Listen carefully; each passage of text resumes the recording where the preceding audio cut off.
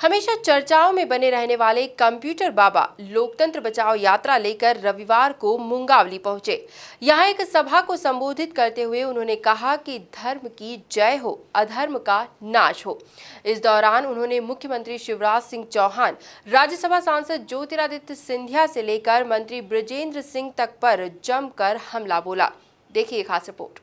उपचुनाव में शिवराज सरकार के खिलाफ लोकतंत्र बचाओ यात्रा के माध्यम से माहौल बनाने में जुटे हुए पूर्व राज्य मंत्री कंप्यूटर बाबा के तीखे तेवर अब भी जारी हैं।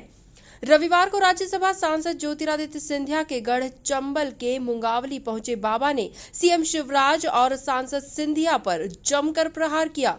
शिवराज सरकार में सिंधिया समर्थक मंत्री और मुंगावली से बीजेपी उम्मीदवार बृजेंद्र सिंह पर निशाना साधते हुए उन्हें कपूत और गद्दार करार दिया। बाबा यहीं नहीं रुके, उन्होंने कांग्रेस छोड़ बीजेपी गए नेताओं को कोरोना से भी खतरनाक बीमारी बता दी। को नहीं बेचते हैं, इस गद्दार ने अपनी ईमान को भी बेच दिया। इसके माता पिता क्या सोचते होंगे? माता पिता की गलती नहीं है उसके, इस गद्दार की। पूत कपूत तो का धन संचय और पूत कपूत तो सब जानते हैं ना। अरे पूत सपूत निकल जाए तो धन की जरूरत नहीं, बहुत धन आ जाएगा। और कितनी धन रहे, पूत कपूत निकल गया तो सब चला जाएगा। क्या कहोगे? परिचय बताने के लिए एक बार जरूर आपके द्वार में आए। एक बात और बता दूं, ये कोरोना से भी बड़ी महामारी है, ये गद्दार नंबर 12। अरे कहते हैं कि कोरोना वालों के साथ 2 गज दूरी, मालूम है ना, 2 गज दूरी रहो। अरे 20 गज दूरी भी रहोगे तो भी ये महा कोरोना है। इसलिए इसके बाजू में पास में नहीं आना, ध्यान रखना है। और जब आए तो पूछना जरूर है। 35 लगते के 50, अब तो बता दो, पूछोगे ना।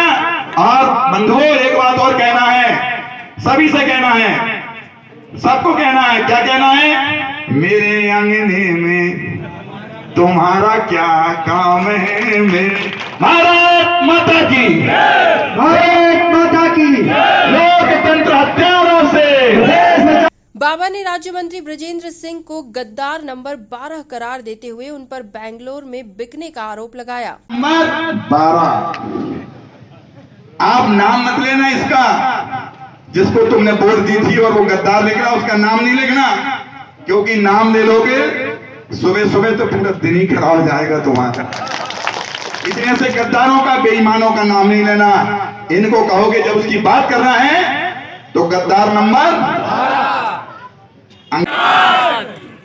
मध्य प्रदेश में जगह नहीं थी बिकने की, क्या मंडी बेंगलोर में लगती है नोट देने की? ये मध्य प्रदेश में नहीं, बेंगलोर में बिके। कितने में? 30 करोड़।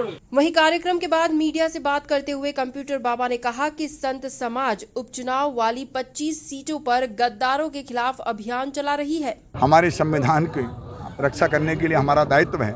जब देखा कि राजनेता ही उल्लंघन कर रहे हैं और हमारे संविधान के टुकड़े टुकड़े कर रहे, लोकतंत्र की हत्या करने का प्रयास कर रहे हैं, इसलिए पूरा संत समाज अब मैदान में आया है। और जहाँ जहाँ 25 उपचुनाव हो रहे हैं, 28 हो रहे हैं, पर 25 जहाँ जहाँ गद्दारी की है, जिन्होंने खरीद फरोख्त करके और त्याग पत्र देकर के सरकार बनाई है, वहाँ वहाँ जाकर के जनता से अनुरोध कर रहे हैं कि जनता जनार्दन, इन गद्दारों को वोट नहीं देना। आपने इन्हें 5 साल के लिए भेजा था, ये 15 महीने में वापस आ रहे हैं। लोगों को ये तो 50 सीट जीतेंगे, 100 को खरीदेंगे।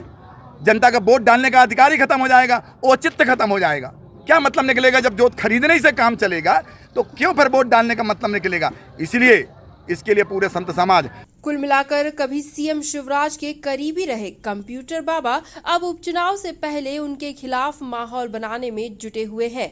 ऐसे में बाबा की ये मेहनत कांग्रेस के लिए कितनी फायदेमंद साबित होगी, ये तो उपचुनाव के परिणाम ही बताएंगे। Bureau report, MP news, Mungaoli.